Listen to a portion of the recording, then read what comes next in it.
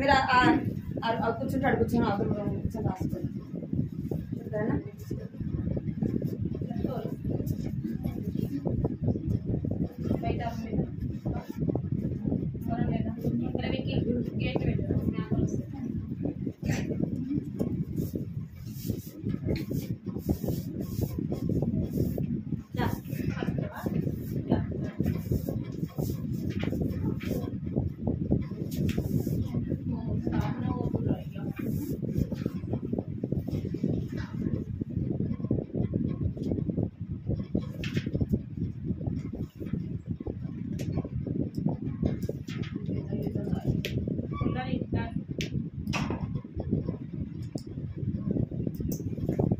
పాట సంఖ్య 208.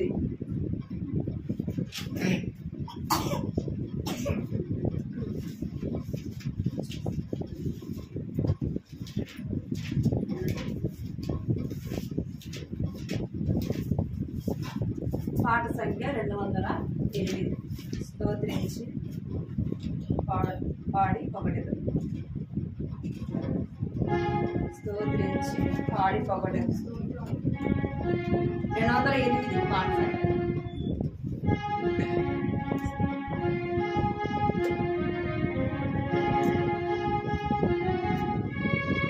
స్తోత్రము పాడి పొగడెదరు.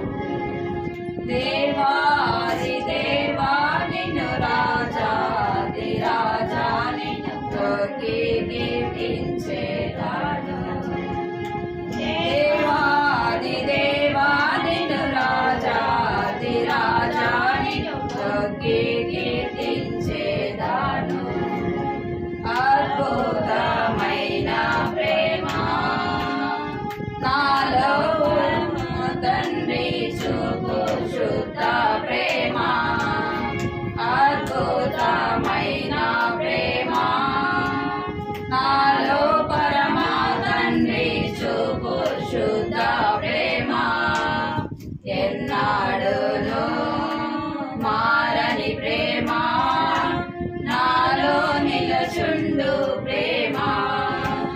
ఎన్నాడును మారని ప్రేమ నాలో నిలచుండు ప్రేమ. స్తోత్రము పాడి పొగడెదరు.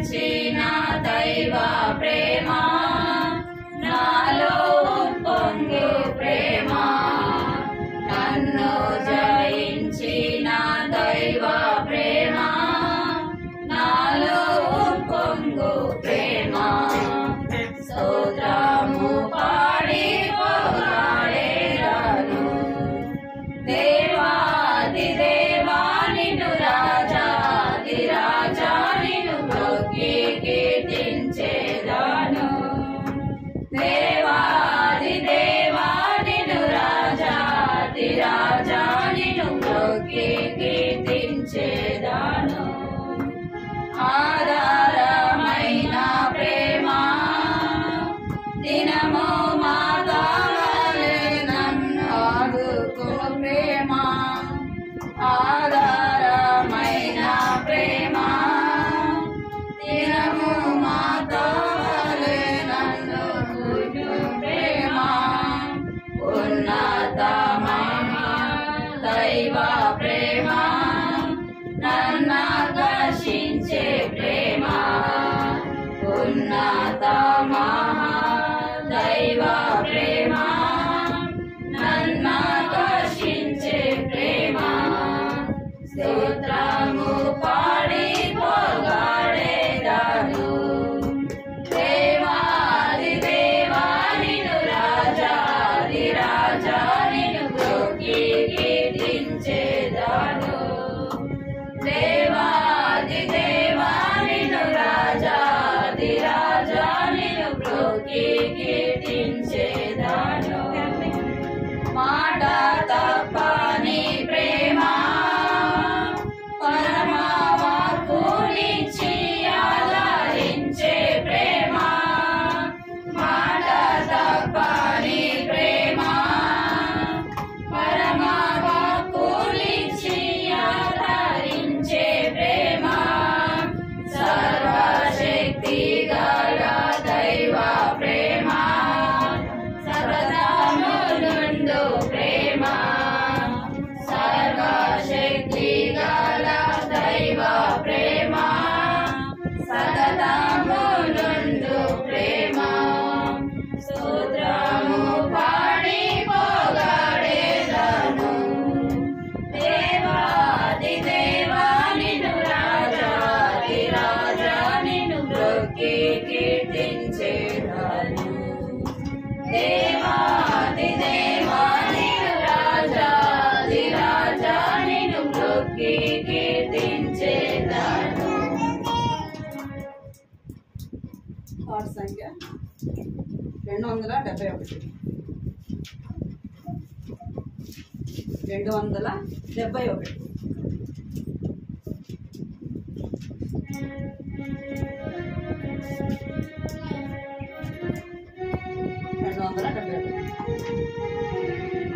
మనకై యేసు మరణించి మన పాపముల కొరకై నిజ జీవమునిచ్చుటకై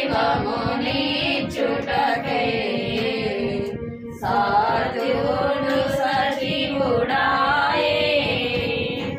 నిత్య జీవమునిచ్చుటకై సాధుడు సజీవుడాయే. రుణికారింపబడే విసర్జింపబడెను.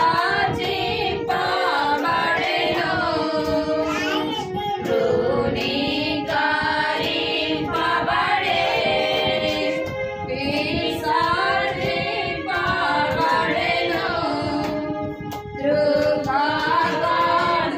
దుర్భాగ్యుడాయే మన వ్యసనములను భరించెను. దుఃఖాకాంతుడాయే మన వ్యసనములను భరించెను. మనకై యేసు మరణించె మన పాపముల కొరకై నిత్య జీవమునిచ్చుటకై సాధుడు సజీవుడాయే. నిత్య జీవమునిచ్చుటకై సాధుడు సజీవుడాయే. మన వ్యసనముల భరించె మన దుఃఖముల భరించె. మన వ్యసనముల భరించె మన దుఃఖముల భరించె. మన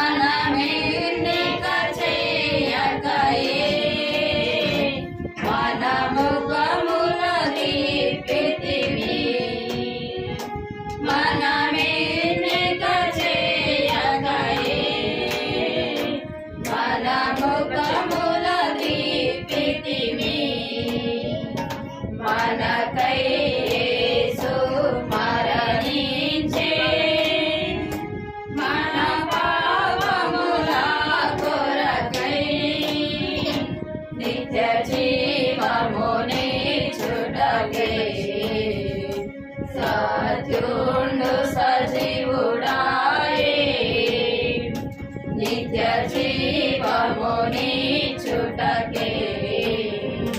సాధుండు సజీవుడాయే తన అతిక్రమముల కొరకు మన దోషముల కొరకు మన అతిక్రమముల కొరకు మన దోషముల కొరకు మన నాలుడు శిక్షనుందే మనకు స్వస్థత కలిగే మన నాలుడు శిక్షనుందే మనకు స్వస్థత కలిగే మనకై యేసు మరణించే మన పాపముల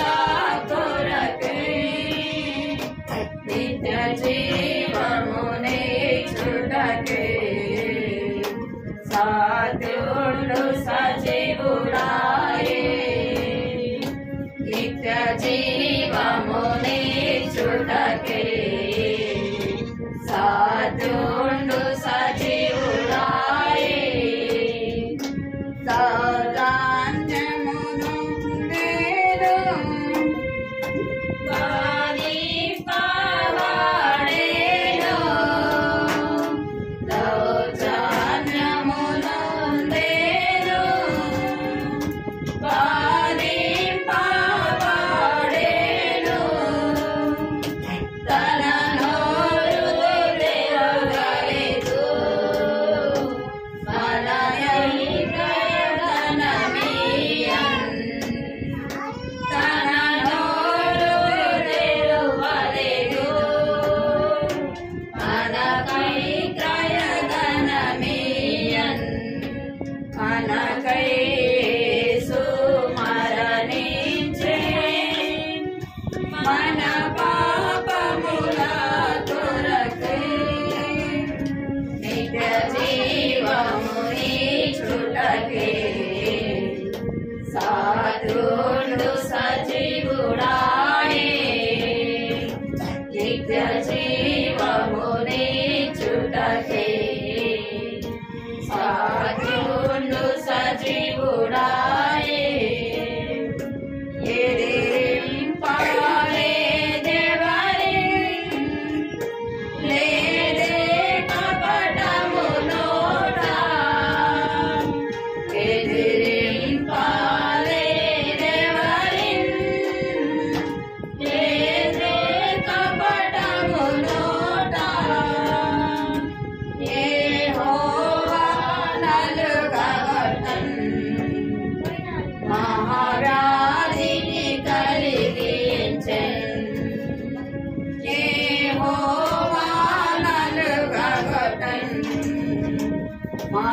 మహారాజిని కలిగించెన్ మనకై యేసు మరణించే మన పాపముల కొరకై నిత్య జీవమునిచ్చుటకే సాధుండు సజీవుడాయే నిత్య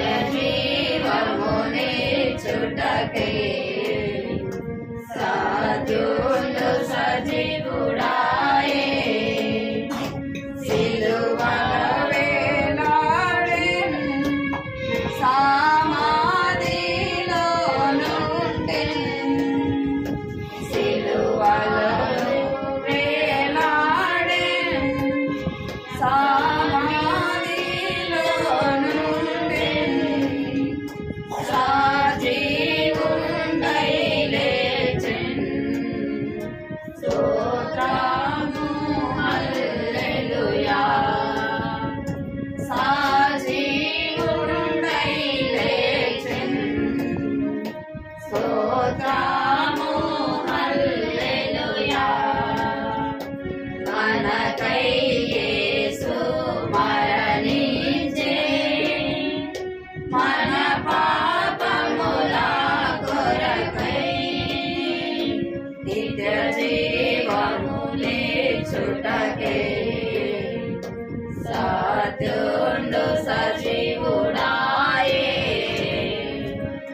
నిత్య జీవముని చుటకే సాధుడు సజీవురాయే.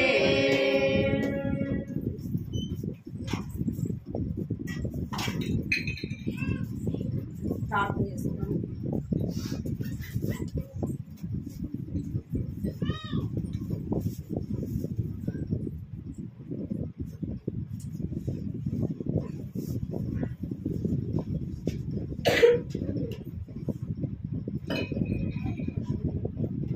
కృపాప్రయంగా తండ్రి చిన్న దేవాన్ని బంగారు పదార్థాలు చెల్లిస్తున్నాం తండ్రి. సమయంలో ప్రభావ నీ సన్నిధిలో చేరి తీసుకుని బలపరుస్తున్నాం ప్రభావ ప్రభావ నీ యొక్క పాటల ద్వారా ఆత్మ ద్వారా మీ పాటలు సహాయపడుతూ ఉంటారు. మీరు మాట్లాడండి, సహాయం చేయండి. ఇంకా రాలేదు ప్రభావ, బిడ్డలైన వారిని మీరు తీసుకొని రండి ప్రభావ. చూపించి సమయం ఎంతో దీవెనకరంగా ఆశీర్వాదకరంగా చేయండి. కొద్ది సమయం నీ సన్నిధిలో ప్రార్థించడానికి కూడా ప్రభావ సహాయం చేయండి. కుటుంబ క్షేమం కొరకై అనేకుల యొక్క క్షేమం రక్షణ కొరకై ప్రభావ ప్రార్థించడానికి ప్రార్థన భారం తెచ్చింది. ప్రార్థన ఆత్మతో నింపండి ప్రభావ. ఈ సమయాన్ని ప్రభావ నీ చేతులకు అప్పగిస్తుంది, సహాయం చేయండి. నిలబడుతున్నాను కూడా జ్ఞాపకం చేసుకుని ప్రభావ వాళ్ళకు ఉండాలని సహాయం చేయండి. చూపించమని ఈ సమయాన్ని మీ చేతులకు అప్పగించమంటే యేసుక్రీస్తు నామములో స్తుతించి ప్రార్థించి అడిగి పెట్టుకుంటున్నాం తండ్రి. ఆమేన్.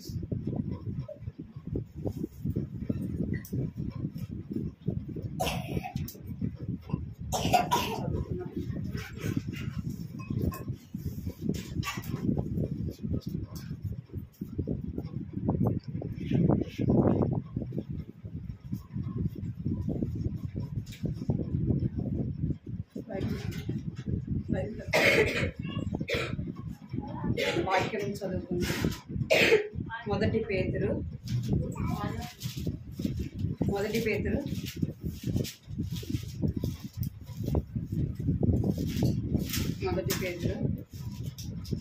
4వ అధ్యాయం 12వ వచనం.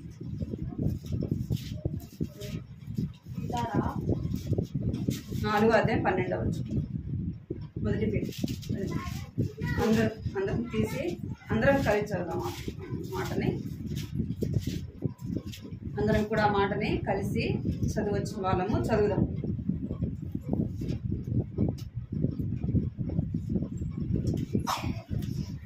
నాలుగో అధ్యాయము 12వ వచనం. ఈ సంగతులు ఆజ్ఞాపించుచున్నాను, నీ అందరం కలిసి చదువు. ఈ యవనమును బట్టి ఎవడు నిన్ను ధృవీకరింపనీయకును కానీ మాటలలోను ప్రవర్తనలోను ప్రేమలోను. మొదటి తిమోతి 4వ అధ్యాయము 12వ వచనం.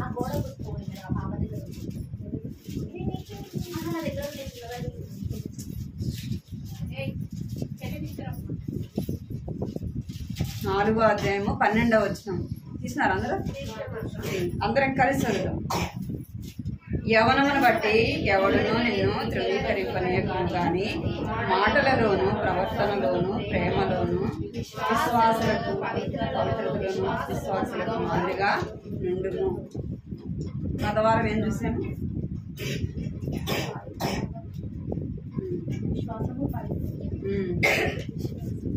గత వారము విశ్వాసము గురించి మనము చూస్తూ వచ్చినాం. మన పితరులైన వారు విశ్వాసములో ఎలాగా కొనసాగుతూ వచ్చినారు, ఎలాగైతే కొనసాగుతూ వచ్చినారో మనం కూడా అలాంటి విశ్వాసం మనం కూడా ఏం కలిగి ఉండాలా? కలిగి ఉండాలి. అందుకే హెబ్రీ రాసిన పత్రిక 13వ అధ్యాయం 7వ వచనంలో రాయబడింది, మీ పైన నాయకులుగా ఉన్నవారిని. చూడండి అన్నమాట, 13వ అధ్యాయం 7వ వచనం. హెబ్రీ 13:7. మీకు దేవుని వాక్యమును బోధించి మీ పైన నాయకులుగా ఉన్నవారిని జ్ఞాపకం చేసుకొని వారి ప్రవర్తన ఫలమును శ్రద్ధగా తలంచుకొనుచు వారి విశ్వాసమును అనుసరించుడి. మనం విశ్వాసము గలవారమై ఉండాలి కదా, విశ్వాసం కలిగి ఉండాలి. రెండోది ఏం చూస్తూ వచ్చినామంటే పవిత్రమైన జీవితం మనము కలిగి ఉండాలి. ఏం కలిగి ఉండాలంట? పరిశుద్ధమైన జీవితము నీవు నేను కలిగి ఉండాలి. ఏది అది ఒకరోజు రక్షింపబడిన దినాల్లో మనం ఎలా ఉంటామంటే ఎంతో భక్తితో ఉంటాం. ఎలా ఉంటాం? రక్షింపబడిన దినాల్లో ఎంతో పరిశుద్ధంగా ఉంటాం. అయితే రాను రాను ఏమైపోతుంది? భక్తి ఎక్కువైపోతుంది. ఏమైపోతుంది? పరిశుద్ధత తగ్గిపోతుంది. ఎందుకంటే భక్తి ఎక్కువైపోయింది కదా, అందుకే ఏమైపోతుంది? పరిశుద్ధత తగ్గిపోతుంది. అంటే రాను రాను మనలో ఏం పోతుందంటే దైవికమైన భయము పోతుంది. ఇంతే కదా, ఏమొస్తుంది? ఇంతే కదా, ఇట్నే కదా అన్నట్టు మనలో ఏం పోగొట్టుకుంటామంటే పవిత్రతను పోగొట్టుకుంటాం.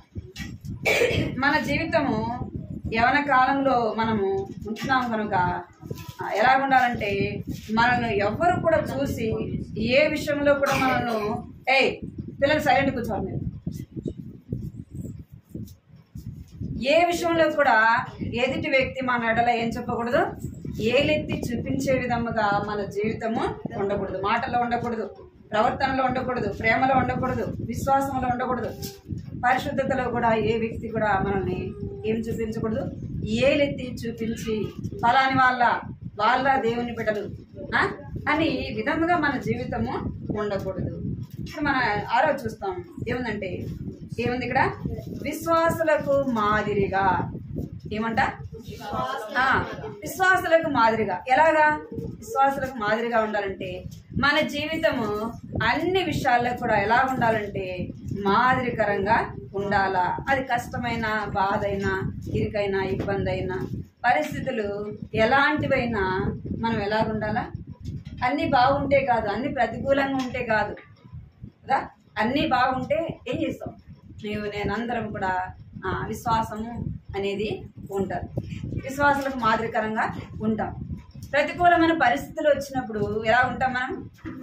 అప్పుడు కనబడుతుంది కదా మన మాదిరి జీవితం ఏందో, అప్పుడు కనబడుతుంది. అలాంటప్పుడే మనం ఎలా ఉండాలంటే మాదిరికరమైన జీవితము జీవించాలా. అలాగే ఎవరు ఉంటూ వచ్చినారంటే స్తెఫను. ఎవరు?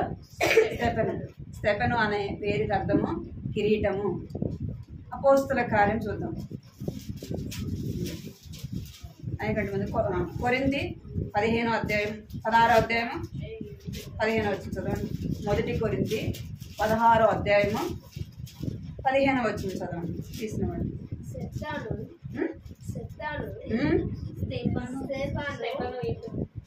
చదవండి. బైబిల్ మొదటి కొరింథీ 16వ అధ్యాయం 15వ వచనం.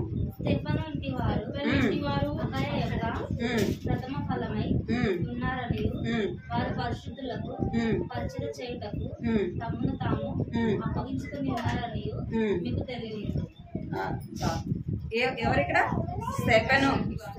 స్తెఫను ఇంటివారు అకయ ప్రథమ ఫలమును వారు పరిశుద్ధులకు పరిచర్య చేయుటకు ఏం చేశారంట? తమను తామే అప్పగించుకున్నారు. దేని కొరకు అంటే దేవుని పని చేయటానికి, దేవుని పరిచర్య చేయటానికి వారు ఏం చేస్తూ వచ్చారంటే తమను తామే అప్పగించుకున్నారంట. ఎవరో చెప్తే కాదు కదా. మనం ఏదైనా దేవుని ఇంట్లో పని చేయాలనుకుని ఎవరైనా చెప్పాలి కదా, అక్క నువ్వు ఆ పని చేయి, అక్క ఈ పని చేయని. ఏం చేయాలా? ఒక్కొక్కసారి రిక్వెస్ట్గా అడుక్కోవాలి కదా. ఏం చేయాలా? రిక్వెస్ట్గా అడగాల, అక్క అది చెయ్యక్క, ఇది చెయ్యక్క అని. మరి మన ఇంట్లో పనికి ఎవరైనా చెప్తారా చేయమని? మన ఇంట్లో పని ఎవరైనా చెప్తారా? ఎవరు చెప్పరు కదా. మనం ఏం చేస్తాం? బాధ్యతగా చేస్తాం. మరి దేవుని ఇంటి విషయంలో కూడా నీకు ఒక చెప్పాల్సిన అవసరము లేదు. పని చెప్తున్నామా అంటే ఎవరికి చెప్తారు పనులు? మీరు ఇక్కడ వినాలా? పిల్లలు వాళ్ళని వదిలిపెట్టాలా? మీ పని మీదే, వాళ్ళ పని వాళ్ళదే. మీరు వాళ్ళ పనిని మీ పనిని రెండు చూడలేరు. ఎవరికి చెప్తారు పనులు?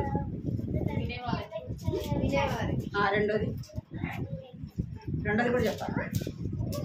ప్రాముఖ్యమైన మాట ఒకటి ఉంది, చెప్పండి. ఎవరికి చెప్తారు? పని మనిషికి చెప్తారు. పని మనిషికి చెప్తారు. ఇంట్లో ఇంట్లో కుటుంబంలో ఉండే వాళ్ళకి చెప్పరు పని. అర్థమైంది మీకు? ఎందుకు? ఇప్పుడు మనం ఉండాం. ఇప్పుడు నేనే ఉండా మా ఇంట్లో. నాకెవరైనా చెప్తారా వచ్చి? అక్క నువ్వు గిన్నెలు గడుగు, అక్క నువ్వు ఊడు కదా చెప్తారా? ఎందుకు? అది నా పని, నా ఇల్లు. అర్థమైంది మీకు? ఎవరికి పని చెప్తామంటే పని మనిషి ఇంటికి వస్తుంది కదా పని చేయడానికి. వాళ్ళకి ఏం చెప్తాం? అమ్మ గిన్నెలు కడుగు, అమ్మ ఊడు, అమ్మ కడుగు అని చెప్తాం. అర్థమైందా?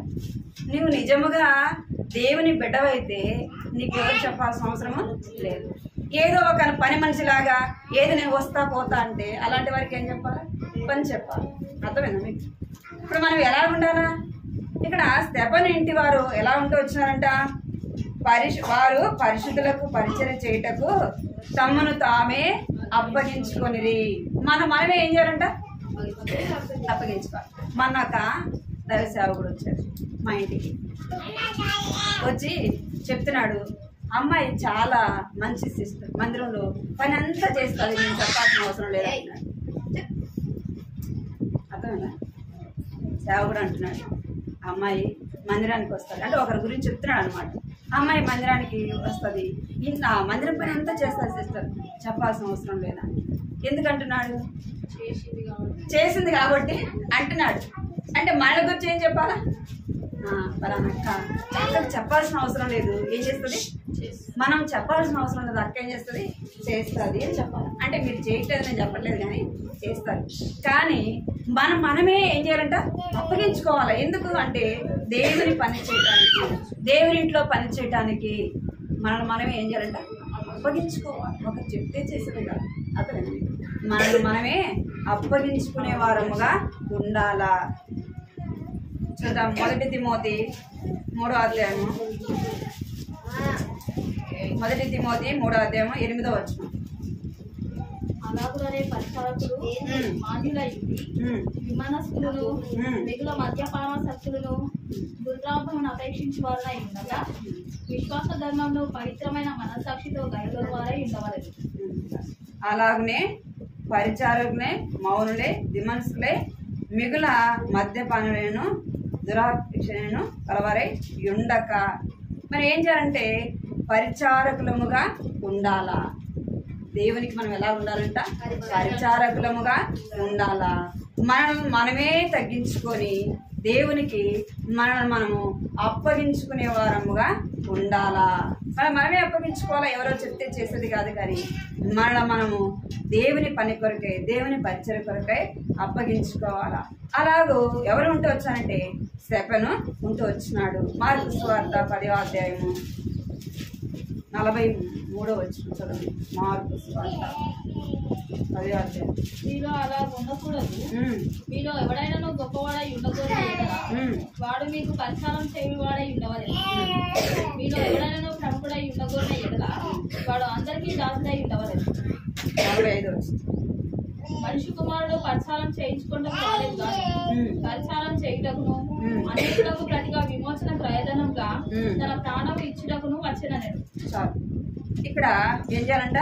మీలో అలాగూ ఉండకూడదు. మీలో ఎవడైనా గొప్పవాడై ఇండగోరిన ఎడల వాడు మీకు పరిచయ చేయవాడై ఉండవలేను.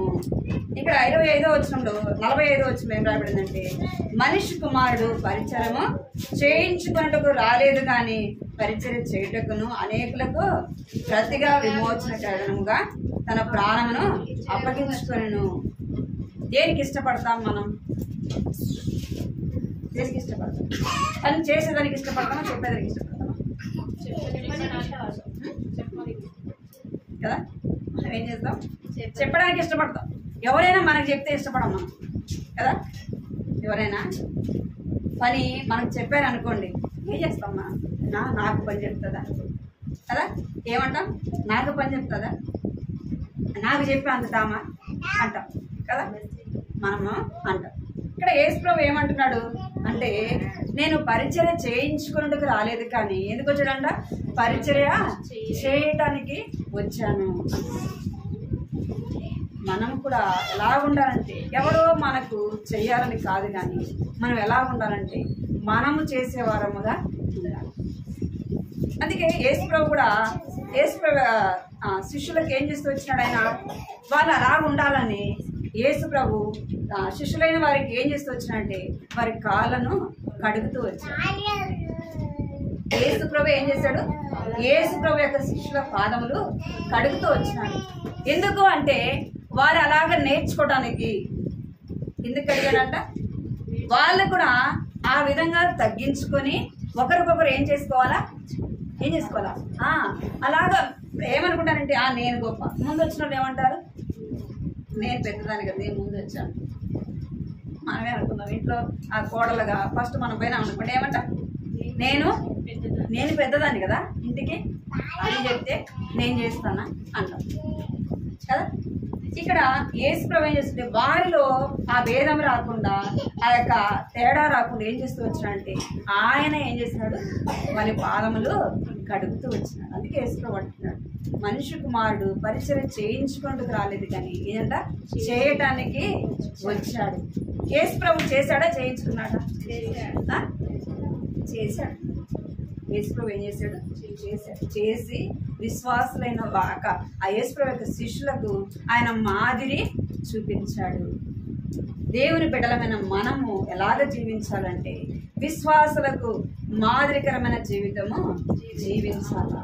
మనం చూసి నేర్చుకోవాలి. మనం దేవుని పని చేసినప్పుడు మన పిల్లలు ఏం చేస్తారు? మీరు ఊడుస్తున్నారు అనుకోండి, మీ పిల్లలైన వారు ఏం చేస్తారు? వారు కూడా చీపురు తెచ్చి వాళ్ళకి ఊడ్చేది రాదు, కానీ ఏం చేస్తారు? ఊడుస్తారు. నువ్వు చేస్తున్నావు కదా, అక్కడ తల్లి చేస్తుంది కాబట్టి పిల్లలు కూడా ఏం చేస్తారు? చేయడానికి వస్తారు. నువ్వు చేయలేదండి, నీ పిల్లలు చేస్తారా? చేయలేదు. నువ్వు ఆడ కూర్చుంటే వాళ్ళు కూడా ఏం చేస్తారు? అక్కడ కూర్చుంటే. అలాగ మనము ఉండకూడదు. దేవుని ఇంటిలో ఇది నా పని, నా ఇల్లు, ఇది నా పరిచర్య, నేనేం చేయాలా? చేయాలా అనే యొక్క ఆలోచన అనేది ఉండాలి. నేనా చేసేది, నాకా చెప్పేది అనే మనస్తత్వం మనలో ఉండకూడదు. నాకు కూడా ప్రతి ఒక్క దైవ సేవకులైన వారికి, విశ్వాసులైన వారు ఏం చేస్తారు? ఏదో విధంగా వారికి సహాయం చేస్తారు. వారి ఇంట్లో పనికి కానీ చేస్తారు. వచ్చిన వాళ్ళందరూ నన్ను అడుగుతారు అనమాట. నాకు అక్క, నీకు విశ్వాసులు ఎవరైనా సహకరిస్తారా? నీకు ఆ పని ఈ పని హెల్ప్ చేస్తారా అని అడుగుతారు. నేను చెప్తున్నాను, మీరు బాధపడవచ్చు. కానీ నేను అంటాను, అక్క బాగలేనప్పుడు వచ్చి సహకరిస్తారు, చేస్తారు. అంటే కొన్ని చోట్ల ఏం చేస్తారంటే వచ్చి వాళ్ళకి తెలవకుండానే వచ్చి ఏం చేస్తారంటే వారికి చేతనైన పని, వారికి చేతికి ఏ పని అందుబాటులో ఉంటే ఆ పని ఏం చేస్తారు? చేస్తారు. మేము ఇక్కడికి రాకముందు విజయవాడ అల్లూరు అని అక్కడ ఉన్నాం 1 సంవత్సరం. అక్కడ అంతకుముందు ఉన్న వాళ్ళు అక్కకి అన్ని పనులు చేసేవాళ్ళు. మేము పోయినాం, వాళ్ళు ట్రాన్స్ఫర్ మేము పోయినాక వచ్చేవాళ్ళు. అక్క గిన్నెలు కడగాల, బట్టలు ఉతకాల, ఏమైనా చేయాలంటే వద్దక్క నేను చేసుకుంటాను. వద్దక్క, ఎందుకక్క అట్లా అంటావు? మీకు చేస్తే మాకు ఆశీర్వాదం అక్క అంటారు. చిన్న పిల్లలతో కూడా, మన చిన్నారు ఉంది కదా, అంత పిల్లలు కూడా వచ్చి ఆంటీ మేము గిన్నెలు కడుతామంటే, ఆంటీ మేము బట్టలు ఉతుకుతామంటే అంటారు. నాకు ఇష్టం ఉండదు కదా. నాకు మొదటి నుంచి కూడా ఆ విధంగా చేయించుకోవడం నాకు ఇష్టం ఉండదు. ఎప్పుడు నేను చేయించుకున్నాను మరీ నాకు బాగలేకపోతే అది కూడా మహామాటంగా వాళ్ళు ఏమన్నా అనుకుంటారేమో అని చెప్తాను. బాగలేకపోతే అది వాళ్ళు వస్తేనే. అక్కడ కూడా రెండు సార్లు జ్వరంతో ఉంటే వాళ్ళు అక్క వాళ్ళు రాకమనిపోయి నేను చేసుకునేదాన్ని. పిల్లల్ని స్కూల్కి పంపించేదాన్ని. పని అంతా ఎందుకక్క ఒక్క మాట చెప్తే మేము వస్తాం కదా, నేను చేస్తాను కదా అంటే ఎందుకు నేను చెప్తానంటే వాళ్ళు అంటారు, మీ పెద్ద ఆంటీ, ఇప్పుడు ఆంటీ ఉంది కదా, ఆంటీ అంత వయసు వాళ్ళు కూడా వచ్చి గిన్నెలు కడుగుతాం, బట్టలు ఉతుకుతామంటారు. వాళ్ళతో చేయించుకుంటాం మనం. వాళ్ళు అదే పనిగా వచ్చి కడిగేవాళ్ళు. అన్నం ఆంటీ అని ఒక ఆంటీ ఉండేది. ఆంటీ అంత వయసు ఉంటుంది. ప్రతిరోజు వస్తుంది. ప్రతిరోజు ఇట్లానే ఊర్లోనే ఉండేది మందిరము. ప్రతిరోజు వస్తుంది. నేను పిల్లలు స్కూల్కి పంపించగానే నేను పిల్లలు స్కూల్కి వెళ్ళిపోతాను, ఆంటీ వస్తుంది. వచ్చి గిన్నెలో సహాయం చేస్తుంది, పట్టుతుంటే మరి సహాయం చేస్తుంది. ఎందుకంటే మీరు చేయొద్దు, పెద్దోళ్ళు కదా అంటే, అమ్మ మీకు చేస్తే మాకు ఆశీర్వాదం, మీకు చేస్తే మాకు ఆశీర్వాదం, మేము ఎవరికి చేసినట్టంటే దేవునికి చేసినట్టు అంటారు. అంటే నేను మీకు ఎందుకు చెప్తున్నానంటే, మనము ఇక్కడ రాయబడింది కదా, ఇందాక మనం చదివాము కొరింథీ రాసిన పత్రికలో, ఆకయ్య స్టెఫను ఇంటి వారు ఏం చేస్తూ వచ్చారంట, పరిశుద్ధులకు పరిచయం చేయడానికి ఏం చేశారంట, తమ్మును తామే అప్పగించుకున్నారు. అంటే మనం అలా ఉండాలి. అందుకే యేసు ప్రభువు అంటున్నాడు, నేను పరిచయం చేయించుకున్నట్టుకు రాలేదు కానీ చేయటానికే వచ్చాను. మనం ఎలా ఉండాలంట, పరిచర్య చేసేవారంగా ఉండాలి. దేవుని ఇంట్లో మనకు అందుబాటులో ఉన్నాం. ఏ పనైనా సరే అది శక్తి లోపం లేకుండా ఏం చేయాలా, తద్వారా మనకు ఏమొస్తుందంటే బహుమానం వస్తుంది. చూడండి ఎఫెసీ రాసిన పత్రిక 6వ అధ్యాయం 21వ వచనం. ఎఫెసీ 6:21. మీరు నా క్షేమ సమాచారం అంతయు తెలుసుకుంటారు. ప్రియ సహోదరులను ప్రభువునందు నమ్మకమైన పరిచారకుడునైన తుకికు ఈ సంగతులన్నీ మీకు తెలియజేయండి. ఎవరికి? 21, 6వ అధ్యాయం 21వ వచనమా? మళ్ళా చదువు. మీరు నా క్షేమ సమాచారం అంతయు తెలుసుకుంటారు. ప్రియ సహోదరులను ప్రభువునందు నమ్మకమైన పరిచారకుడైన తుకికు ఈ సంగతులన్నీ నా సంగతులన్నీ మీకు తెలియజేయండి. ఇక్కడ రాయబడింది, ప్రభువు నందు నమ్మకమైన పరిచారకును తీతునకును. ఎవరంట? తీతు. ఇక్కడ ఈయన ఎలా ఉండవచ్చు అంటే నమ్మకమైన పరిచారకుడు. ఇక్కడ చూడాలి మీరు సునీతక్క, ఎలాగంట? నమ్మకమైన పరిచారకుడు. పరిచారకుడు అంటే కాదు కానీ నమ్మకమైన పరిచారకుడు. కొన్నిసార్లు మనము ఏదైనా పని అప్పచెప్తే ఏం చేస్తాం? నమ్మకంగా చేస్తామా? సగం చేసి సగం వదిలిపెట్టి వెళ్ళిపోతాం. ఏదో మనం ఏం చెప్తా ఉంటే ఏదో ఒక కారణం చెప్తాం. ఇక్కడ తీతుని గురించి రాయబడింది. ఏం రాయబడిందంటే నమ్మకమైన పరిచారకుడు. దేవుడు నిన్ను గురించి నన్ను గురించి చెప్పాలన్నమాట. నమ్మకమైన పరిచారకురాలు. ఎవరంట? నమ్మకమైన పరిచారకురాలని నీ గురించి నా గురించి దేవుడు చెప్పేవాడుగా ఉండాలి. కొలసి 1వ అధ్యాయం 8వ వచనం. 1వ అధ్యాయం 8వ వచనం. అతడు మా విషయంలో నమ్మకమైన క్రీస్తు పరిచారకుడు. అతడు ఆత్మయందని మీ ప్రేమను మాకు తెలిసినవాడు. చాలు. ఇక్కడ ఎవరి గురించి చెప్పబడిందంటే తిమోతిని గురించి చెప్పబడింది. ఎవరంట? మొదట ఎవరు? తీతు నమ్మకమైన పరిచారకుడుగా ఉంటున్నాడు.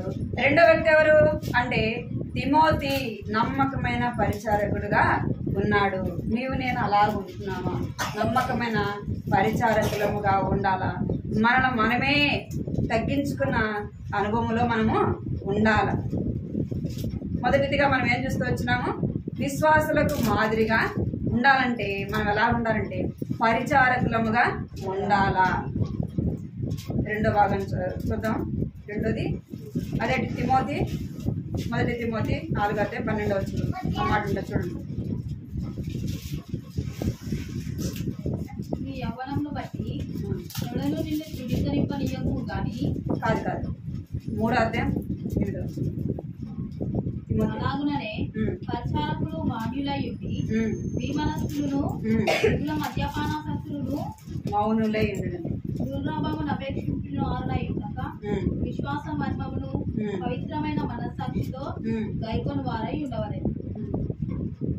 ఇక్కడ మౌనులై ఉండడం కదా.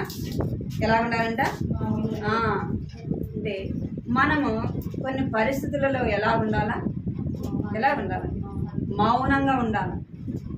ఎలా ఉండాలా? మౌనంగా ఉండాలి. ఏదైనా గొడవ జరుగుతుంది, మన ఇంట్లో జరుగుతుంది అనుకోండి, మనం దేవుని నమ్మాము, దేవుని విశ్వాసం ఉంచాము, మన ఇంట్లో వాళ్ళు దేవుని నమ్మలేదు, లేదా తెలిసి తెలియని కొంతమంది మూర్ఖంగా ఉంటారు. వాళ్ళు మాట్లాడుతున్నప్పుడు మనం ఎలా ఉండాలా? నువ్వేనా మాట్లాడేది, నేను మాట్లాడతా అంటే ఏమైంది? పెద్దగా అయితే రెండోది మన విశ్వాసము పోతుంది. గొడవ అయితే అయింది కానీ ఏమైంది? విశ్వాసం పోతుంది. అర్థమైందా? మనం ఎలా ఉండాలంటే కొన్ని పరిస్థితులలో మౌనముగా ఉండాలి. మౌనముగా ఉండటం ద్వారా మనకెంతో మేలు, ఎంతో క్షేమం. భర్త లేదా అత్త మామ, మన ఇంట్లో ఉన్నవారు, పెద్దలైన వారు ఏదైనా అన్నప్పుడు నువ్వేనా అంటావు, నేను అనలేనా అన్నామనుకో ఏమైంది? మన విశ్వాసము. కొన్నిసార్లు బయట గొడవలు జరుగుతున్నాయి, అలాంటప్పుడు మనం ఎలా ఉండాలా? మౌనముగా ఉండాలా. ఏముండాలా? మౌనముగా ఉన్నప్పుడు ఏమవుతుందంటే మన విశ్వాసాన్ని మనం ఏమవుతాం? కాపాడుకున్న వారముగా ఉంటాం. మాదిరికరమైన జీవితము. వాళ్ళు మనం మాట్లాడే దాన్ని బట్టే, మన ప్రవర్తన బట్టే మనం ఎలా ఉన్నాము అని ఏమవుతుందంట తెలియబడతారు. మనం మౌనంగా ఉండటం ద్వారా ఏమవుతుంది? తెలియబడుతుంది. దేవుని బిడ్డలైన వారు, వీరు దేవుని భయం కలిగిన వారు అంటారు. ఇంకేమంటారు అంటే పెద్దలకు విధేయత చూపించేదిగా ఉంది. మన పెద్ద చిన్న లేకుండా మాట్లాడినామంటే ఏమంటారు? పెద్ద చిన్న లేదా, నేను గౌరవించమా కదా, ఎందుకంటే మాట్లాడుతామంటారు. అదే మనం పెద్దవాళ్ళు ఏదైనా మాట్లాడినప్పుడు మనం మౌనంగా ఉంటే ఏమంటారు? విధేయత కలిగి లోబడేది అని నేను గురించి నన్ను గురించి చెప్పేవారుగా ఉంటారు. మనం ఏమంటే మౌనముగా ఉండాలా. చూడండి సామెతలు 10వ అధ్యాయం 19వ 10వ అధ్యాయం 19వ. విస్తారమైన మాటలలో దోషం ఉండక మానదు, తన పెరుగులను మూసుకొని వాడు బుద్ధిమంతుడు. ఏమంట విస్తారమైన మాటల్లో ఏముంటదంట? దోషం ఉండక మానదు.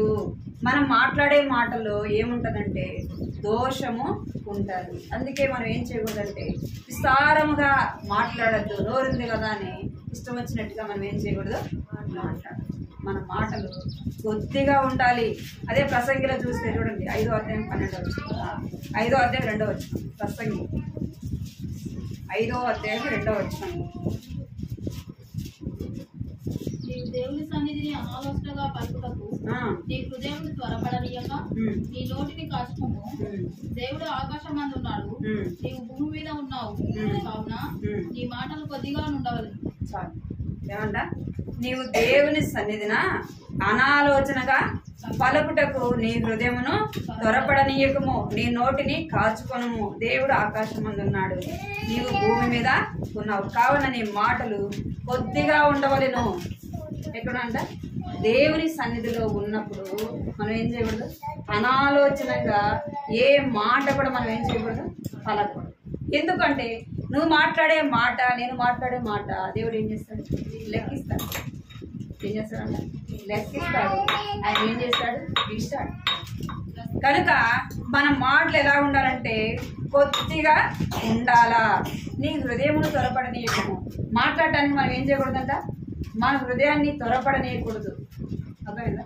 మన హృదయం ఏమవుతుంది? ఆ పక్కన వ్యక్తి మాట్లాడుతుంటే మనం ఏం చేస్తాం? వాళ్ళు మాట్లాడకుండా వాళ్ళ మాట నోట్లో ఉండగానే ఏం చేస్తాము? మనం మాట్లాడాలి. అందుకే అంటున్నాడు, నీ హృదయము త్వరపడనీయకము, నీ నోటిని కాచుకొనుము. దేవుడు ఆకాశం అందున్నాడు, నీవు భూమి మీద ఉన్నావు. మనం ఎలాంటి వారం? మనం ఏ పాటి వారం? మనము ఏ పాటి వారం అయినప్పటికీ మనం ఏం చేస్తామంటే ఇష్టానుసారంగా మాట్లాడతాం. నన్ను అనేది ఎవరు? నా జోలికి వచ్చేది ఎవరు కదా? నన్ను అంటారా అంటాం కదా, అంటాం కదా. నన్ను అంటారు అని వాళ్ళకంటే నేనేమన్నా తక్కువ కదా, మనం ఎవరికంటే తీసుకోం కదా. అందుకే అంటున్నాడు, దేవుడు ఆకాశం అందున్నాడు, మనం భూమి మీద ఉన్నాం కనుక మన మాటలు ఎలా ఉండాలంటే కొద్దిగా ఉండాలి. మనం మాట్లాడే మాట ఎలా ఉండాలి? భయము కలిగి మాట్లాడాలి. ఏమనగా భయం కలిగి మాట్లాడాలి. ఎందుకంటే విస్తారమైన మాటల్లో ఏముంటుందంట? దోషం ఉంటుంది. ఏదో విధంగా మన మాటల చేత ఏం చేస్తామంటే పాపం చేసిన వారం అవుతాము. ఏమవుతామంట? పాపం చేసిన వారమే అవుతాం. చూడండి, యోబు రాసిన 12వ అధ్యాయం 11వ. యోబు 12వ అధ్యాయం 11వ వచనం. చెవి మాటలను పరీక్షింపరా, వృద్ధుల యొక్క జ్ఞానం ఉన్నది, దీర్ఘాయువు వలన వివేచన కలుగుతున్నది అని మీరు చెప్తున్నారు. చాలు. అంగిలి ఆహారమును రుచి చూచినట్టు చెవి మాటలను పరీక్షించరా అంటే ఏంటి? ఇప్పుడు చదివిన అంటారు. ఏం చెప్పండి? మన నాలుక ఏం చేస్తుందంట? మనం తినే భోజనాన్ని రుచి చూస్తుంది.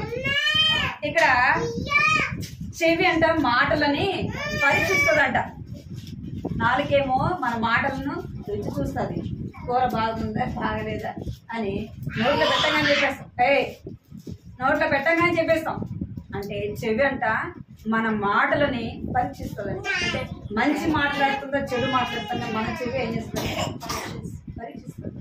అదే ఎవరో చెప్పాలి చూడ మన చెవి. అందుకే మనం ఎలా ఉండాలంటే మౌనముగా ఉండాలా. యెషయా గ్రంథం చూడండి. యెషయా గ్రంథం 42వ అధ్యాయము 1వ వచనం. యెషయా గ్రంథం.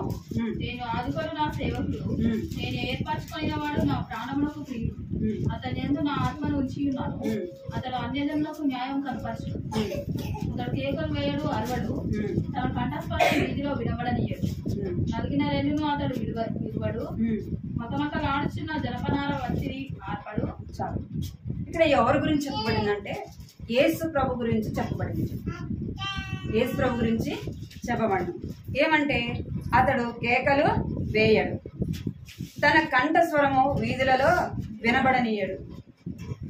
ఏమేదంటే యేసు ప్రభు కేకలు వేయడు, ఆయన కంఠస్వరము ఎక్కడ వీధులలో వినబడని. మరి దేవుని బిడ్డవైన నీవు నేను మన స్వరం ఎక్కడ వినపడకూడదు? మందిరములలో మౌనంగా ఉండాలి స్త్రీలు. ఇంకా వీధిలో మన గొంతు ఏం చేయకూడదు, వినపడకూడదు. అరే నేను ఎప్పుడు వినలేదు ఈ అక్క మాట్లాడంగా కొంతమంది గురించి చెప్తారు. విన్నారు ఎవరైనా ఎవరి గురించి చెప్తారు? ఎప్పుడు మాట్లాడిన వాళ్ళు బయటకు వెళ్ళి వీధిలో మాట్లాడారు, గొడవ జరిగినట్టు ఏమంటారు? నేను గొంతు నేను ఎప్పుడు వినలేదు, నేను గొంతులు వేస్తుంది అలా అక్క మాట్లాడుతుందండి అంటారు. ఎప్పుడు మాట్లాడకుండా మనం ఒకసారి మాట్లాడితే ఏమంటారు? అలాగూ అంటారు.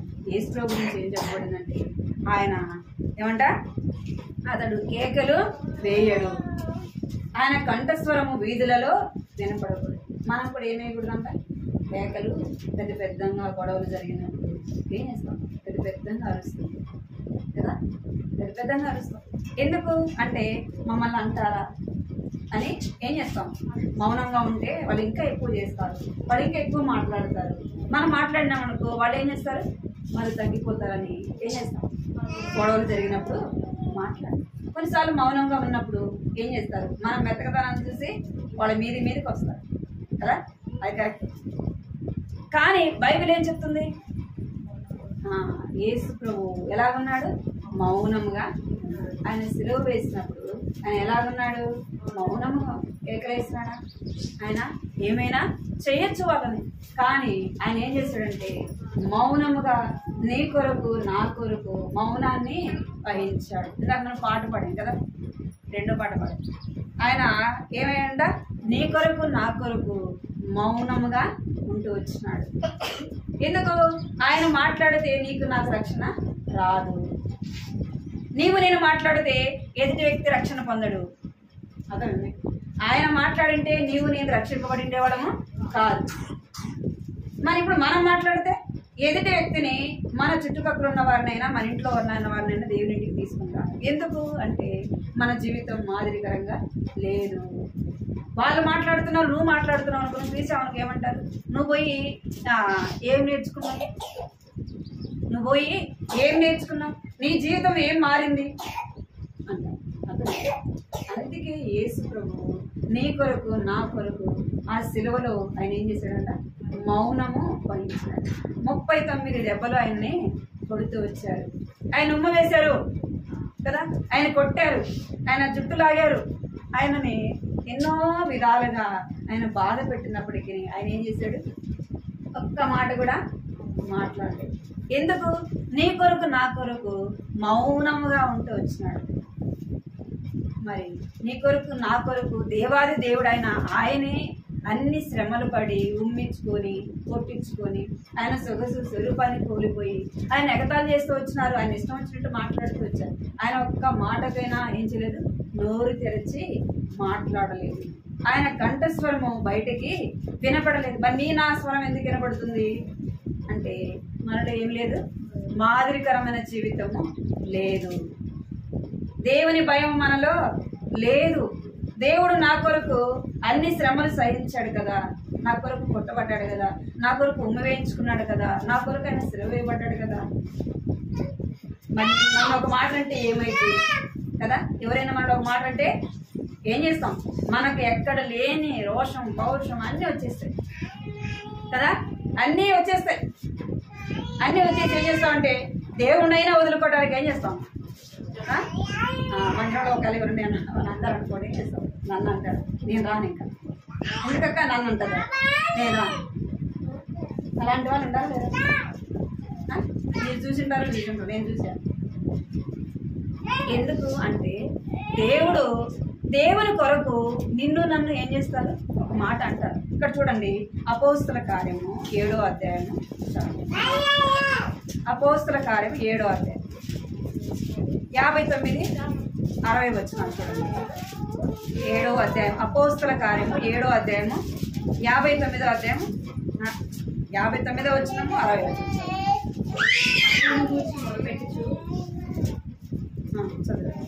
ప్రభువా నా ఆత్మను చేసుకోమని అతను కలుసుకుంటారా వారు అతను రాళ్లతో కొట్టి అతడు మోకాలు ప్రభువా వారి మీద ఈ పాపం మోపమని గొప్ప శబ్దంతో పలికారు ఈ మాట పలికి నిద్రించను సౌలు అతని చావుకు సమ్మతించారు. చాలు ఇక్కడ స్టెఫెను ఎవరి గురించి మనం చూస్తున్నామంటే స్టెఫెను జీవితాన్ని మనము చూస్తాం. ఇక్కడ స్టెఫెను 7వ అధ్యాయము 59వ వచనంలో స్టెఫెను ఏం చేస్తున్నారంటే ఊరు బయటకైతే తీసుకొని వచ్చినారు. బయటకు తీసుకొని వచ్చి ఏం చేస్తారంటే స్టెఫెన్ని రాళ్లతో కొడుతున్నారు. ఏం తప్పు చేశాడు? ఏం తప్పు చేయలేదు. దేవుని వాక్యాన్ని ప్రకటిస్తుంటే ఏం చేశాడంట? అప్పుడు సౌలు అపోస్తులైన పౌలు సౌలుగా ఉన్నప్పుడు ఇది జరిగింది. ఏం చేస్తూ వచ్చినంటే ఆయన్ని తీసుకొని వచ్చి రాళ్లతో కొడతా ఉంటే మనం ఏం చేస్తాం? ఒక మాట కొడితే ఏడు కొడితే వాళ్ళు ఒకటి కొడితే మనం 4 కొడతాం. వాళ్ళు ఒకటి కొడితే మనం 4 కొడతాం. ఇక్కడ స్టెఫెన్ అయితే రాళ్లతో కొడుతున్నాడు. స్టెఫెన్ ఏం చేయాలా? ఏదో ఒకటి అనాలి కదా. మనం ఎవరైనా ఒక మాట అంటే తిరిగి మనం దూషించిందాక తిరిగి అయ్యిందాక మన పానము ఏ కాదు నెమ్మది కాదు కదా. అనాలి అక్క నన్ను అనిందక్క సాధిస్తూనే ఉంటాం. మరి మనమైతే ఎక్కువ కదా, మనమైతే స్త్రీలం అయితే ఎక్కువ చేసి. ఇక్కడ స్టెఫెన్ అయితే ఏ ఒక్క మాట కూడా రాళ్లతో కొడితే స్టెఫెన్ ఏం చేస్తున్నట్టే మోకరించి ప్రార్థన చేసిన ప్రభువా ఈ పాపం వారి మీద మోపదు. ఎందుకంటే నన్ను వీళ్ళు రాళ్లతో కొట్టి చంపారు. ఈ పాపము నన్ను చంపినందుకు వారిని ఏం చేయొద్దు, శిక్షించద్దు ప్రభువా అని స్టెఫెన్ అయితే ఏం చేస్తారంటే ప్రార్థన చేస్తాం. ప్రభువా ఈ పాపం వారి మీద మోపదు. యేసుప్రభు కూడా అన్నాడు కదా, ఏమన్నాడు? తండ్రి దేవా వీరిని వారు తెలుసువారు ఏమంటాడట, మీరు ఏం చేస్తున్నారు వీరు ఎదుగరు కనుక నేనేం చెయ్యి క్షమించు అన్నాడు. స్టెఫెన్ ఏమంటున్నాడు? ఈ పాపము వారి మీద. అక్కడ యేసు ప్రభు ఆయన దేవుడు కుమారుడు కనుక ఆయన సహించినాడు. మరి ఇక్కడ స్టెఫెన్ నీలా నాలాగా మనిషి కదా, పౌరుషం కలిగిన వాడు, కోపం కలిగిన వాడు కదా. మరి స్టెఫెన్ ఎలాగే ఎదుర్కొంటూ వచ్చినాడంటే దేవుడు నా కొరకు ఆ సిలువను సహించాడు కదా, మౌనంగా ఉంటూ వచ్చాడు కదా. నేను కూడా ఏం చేయాలా? నేను కూడా ఈ బాధని, ఈ కష్టాన్ని, ఈ శ్రమని ఏం చేయాలా? మౌనముగా సహించాలా అని ఏం చేస్తూ వచ్చాడంటే మోకరించి చొవ్వ ఈ పాపం వారి మీద మోపవద్దు ఒక్క మాట అన్నాడు. వారిని ఏమైనా అన్నాడా? వారిని ఒక్క మాట కూడా అనలేదు. మౌనముగా ఏం చేస్తూ వచ్చినాడు? ఉంటూ వచ్చినాడు. నేను నా జీవితంలో మౌనముగా మౌనం మనము అవసరం. మన జీవితానికి ఏం అవసరమో మౌనం అనేది అవసరము. నా జీవితంలో మనం మౌనముగా ఉండటం ద్వారా మనం ఏది కూడా పోగొట్టుకోము. దేవుని నిమిత్తమే మనం ఎవరైనా ఏదైనా అంటే దాని ద్వారా మనకేమొస్తుంది? బహుమానం. అర్థమైందా? దేవుని బిడ్డలైన మనల్ని ఎవరైనా అంటే తద్వారా మనకు వచ్చేది ఏంటంటే బహుమానం. ప్రభు సేవలోనే శ్రమలు, ఆ శ్రమలు ఎలాగైతాయంటే బహుమానాలుగా మారుతాయంట. ఎలాగ మారుతాయంట? నిన్ను ఒక ఏటు కొట్టినా, నిన్ను ఒక మాట అన్నా, మనం తిరిగి అనకపోతే దాన్ని మనకేంటి దేనిగా మారుస్తాడు దేవుడు? బహుమానంగా మారుస్తాడు. నేను ఎందుకు అనిపించుకుంటా, నన్ను ఎందుకంటారు నువ్వన్నా అనుకో, నేను పోగొట్టుకుంటాను. బహుమానం ఎందుకు నీకు దేవుడు అది అనుమతిస్తాడంటే నీలో నాలో ఎంత సహనం, ఎంత ఓర్పు ఉంది. నా కొరకు ఒక మాటైనా అనిపించుకుంటుందా? అని దేవుడు నన్ను ఏం చేస్తాడు? పరీక్షిస్తాడు. మౌనంగా ఉంటుందా? తిరిగి మాట్లాడతాడు. మనం తిరిగి మాట్లాడితే ఏమో కోరుకుంటాం, బహుమానం కోరుకుంటాం. కోపపడు కానీ పాపము చేయకూడదు. కొన్నిసార్లు ఏమొస్తుంది, మనకు కోపం వస్తుంది, మానవ బలహీనత వస్తుంది కదా.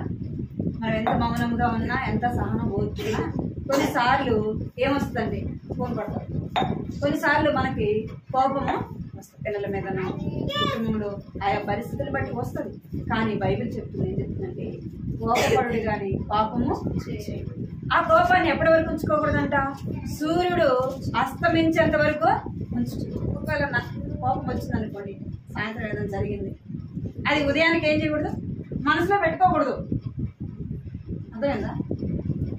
అవి మర్చిపోము కదా. ఏం మర్చిపోతాం, తీసుకో కబుర్లు తీసుకో, అవి మర్చిపోతాం. దేవుని వాక్యాన్ని మర్చిపోతాం, కానీ అలాంటి సందర్భాలు మర్చిపోతాం. బైబిల్ ఏం చెప్తుందంటే కోపపడు కానీ పాపము చేయకూడదు. కోపం వస్తే ఏం చేయకూడదంట, పాపం చేయకూడదు. కోపం వస్తే ఏం చేస్తాం, ఇష్టానుసారంగా మాట్లాడతాం, ఏం మాట్లాడుతున్నాం కూడా తెలియకుండా మాట్లాడతాం కదా. కోపం వస్తే ఏమంటాం అంటే, ఏమక్క కోపం వచ్చింది, ఇది కోపం వచ్చింది అక్క మాట్లాడేసి అనేసి అంట.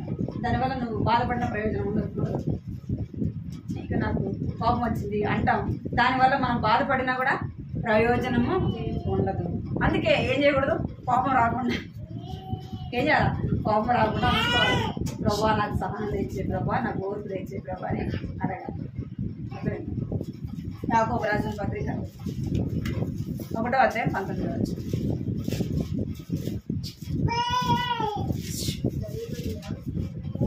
ఒకటి 19. నా ప్రియ సహోదరులారా, మీరు ఈ సంగతి ఎరుగుదురు గనుక ప్రతి మనుషుడు వింటకు వేగిరపడివాడును, మాటలాడటకు నిదానించువాడును, కోపించుటకు నిదానించువాడునై ఉండవలెను. చాలు. ఏం చేయాలంట, ప్రతి మనుషుడు వినటానికి వేగురు పడవాడును, మాట్లాడుటకు నిదానించువాడును, కోపించుటకు నిదానించువాడే ఉండవలెను. ఏదనుకుంటానంట, వినటానికి ఏం చేయాలంట, వేగులు పడాల. ఏం చెప్తున్నారా అని, ఏం చెప్తారు, ఏం చేయాలంటే మనం వినటానికి వేగులు పడాలి, మాట్లాడేదానికి ఏం చెప్తారా అని ఏం చేయాలంటే దానికోసం మనము ఎదురు చూసే వారముగా ఉండాలి. దేవక ఆ పిల్లలు తీసుకుని దగ్గర కూర్చోబెట్టు. మనము వినటానికి వేగులు పడాలా, మాట్లాడటకు నిదానించాలా, కోపించడం కూడా ఏం చేయాలంట, నిదానంగా ఉండేవారంగా ఉండాలి. 2 చూసాం. ఒకటి పరిచయం చేసేవారంగా ఉండాలా, 2వది మౌనముగా ఉండాలి, 3వది చూడండి తిమోతి రాసిన పత్రిక 3వ అధ్యాయం 8వ వచనం. అలాగనే కష్టాలకు బాహ్యులై ఉండి మీ మనస్సును చాలు. ఏమంట 3 అంటే దిమాన్సులై ఉండకూడి. ఏం కలిగి ఉండకూడదంట, దిమాన్సులు అంటే చూడండి 1 రాజులు 18వ అధ్యాయం 21వ వచనం.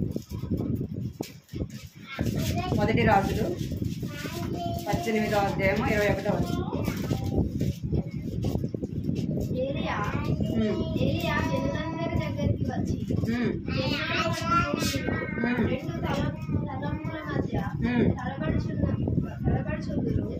యెహోవా దేవుడైతే ఆయనను అనుసరించుడి, బయలు దేవుడైతే వాణ్ణి అనుసరించుడని ప్రకటన చేయగా జనులు అతనికి ప్రత్యుత్తముగా ఒక మాటనైనను పలుకోకపోయింది. చాలు. ఇక్కడ ఏలియా జనులందరి దగ్గరికి వచ్చి, ఎన్నాళ్ళ మటుకు మీరు 2 తలంపుల మధ్య తడబడుచుందరు. ఏముండకూడదంటే మనలో దిమనస్కులుగా ఉండకూడదు. దిమనస్కులు అంటే 2 మనస్తత్వాలు కలిగి ఉండకూడదు. పోవాలా వద్దా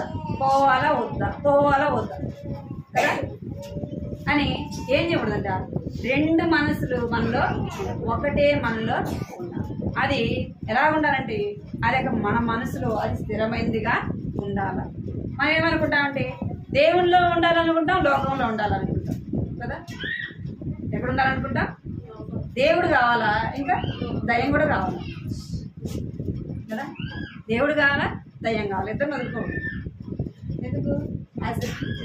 దేవుడు కాబట్టి దేవుని ఎందుకు పోగొట్టుకోవాలా? రెండు మనస్తత్వాలు మనం ఉండకూడదు, ఒకటే కలిగి ఉండాలి. నీకు దేవుడా లోకం ఏదైనా ఒకటే. నువ్వు దేవునైనా సంతోషపెట్టాలా, లోకంలో అయినా సంతోషించాలి. దేవునిలో సంతోషించకుండా లోకంలో సంతోషించకపోతే ప్రయోజనమా? మరి ఏది కలిగి ఉంటావు? దేవుని కలిగి ఉంటాం. లోకం శాశ్వతము కాదు. లోకం ఏమంటా శాశ్వతం కాదు. కనుక మనం ఏం కలిగి ఉండాలంటే దేవుని కలిగి ఉండాలి. ఒక రాజు ప్రకటించాడంట. ఏమని ప్రకటించాడంటే, రేపు ఉదయానికల్లా ఇంత టైం అని చెప్పినాడు. ఈ టయానికల్లా వచ్చి ఆ రాజు పట్టణంలో ఉన్న వాళ్ళందరినీ ఎవరు ఎంత తీసుకుంటారో అంత వాళ్ళదే, ఎవరు ఏది తాకుతారో అది వాళ్ళదే, అది వాళ్ళకి ఇస్తా అని చెప్పినాడు. ఎంత డబ్బైనా వజ్రాలైనా బట్టలైనా ఏవైనా సరే ఎవరు ఎంత తీసుకుంటారో అంత ఎంత పట్టుకోగలిగితే అంత ఇస్తా అని చెప్పినాడు. అంటే అప్పుడు అందరూ అనుకున్నారంట, ఇది కావాలా, అది తీసుకోవాలా, ఇది తీసుకోవాలా, ఇది పట్టుకోవాలి, ఇది పట్టుకోవాలని. అందరూ ఏం చేస్తారంటే ఉదయం కాకముందే ఏం చేస్తారంట, ఈలో నిలబడ్డారంట. అందరూ రాజు కోటకాడ ఏం చేశారు, ఈలో నిలబడ్డారంట. సరే ఉదయం టైం అయింది ఏమంట, అందరు గేటు తీయంగానే అది డోర్ తీయంగానే ఏం చేస్తారంట, అందరి లోపలికి వచ్చి ఒక డబ్బులు అది ఆ డబ్బుకి, బంగారుకి, వజ్రాలకి, ఇంకా రాజు ఇంట్లో ఏ విలువైన వస్తువులు ఉన్నాయో వాటన్నిటిని వెళ్ళి ఏం చేస్తారంటే అందరూ వారి సామర్థ్యం కొలది ఏం చేస్తారంట తీసుకున్నాడు. రాజు సింహాసనం మీద కూర్చొని చూస్తా ఉన్నాడంట. రాజు సింహాసనం మీద కూర్చొని చూస్తున్నాడంట. ఏమేం చేస్తారు, ఏమేమి తీసుకుంటారు, ఏమేమి తీసుకుంటారు అని రాజు చూస్తా ఉన్నాడు. అందరూ తీసి శ్రీకక్క అది ఆడిపోదు, బయట ఫోన్ పడేస్తారు. అప్పుడు రాజు చూస్తా ఉన్నాడు సింహాసనం మీద కూర్చొని. అప్పుడు ఒక చిన్న అమ్మాయి, ఆ చిన్న అమ్మాయి ఏం చేస్తుందంట, ఏవి పట్టుకోవట్లేదంట, ఏవి పట్టుకోకుండా అక్కడున్న వస్తువులు ఏవి కూడా తాకలేదంట. ఏం చేస్తుందంట, మెట్లెక్కి పోతుందంట రాజు కడికి. రాజు అనుకున్నట్టే ఏంటి అమ్మాయి నా దగ్గరికి వస్తుంది అని, ఏమో చిన్నపిల్ల ఏంది నా దగ్గరికి వస్తుందని చూస్తా ఉన్నాడంట. ఏం చేస్తున్నాడు, పోయి ఏం చేస్తున్నాడు, రాజుని పట్టుకున్నాడు. ఏం చేసింది, రాజుని పట్టుకుంది. ఇవన్నీ నాకెందుకు కదా, నేను పట్టుకుంటే ఎంత పట్టుకుంటా అనా కదా, నేను పట్టుకుంటే ఎంత పట్టుకుంటా, ఇవన్నీ నాకెందుకు, అసలుకి రాజునే పట్టుకున్నాను అనుకో ఈ రాజ్యమే నాదవుతుంది. అర్థమైందా, ఈ రాజ్యమే నాదవుతుంది.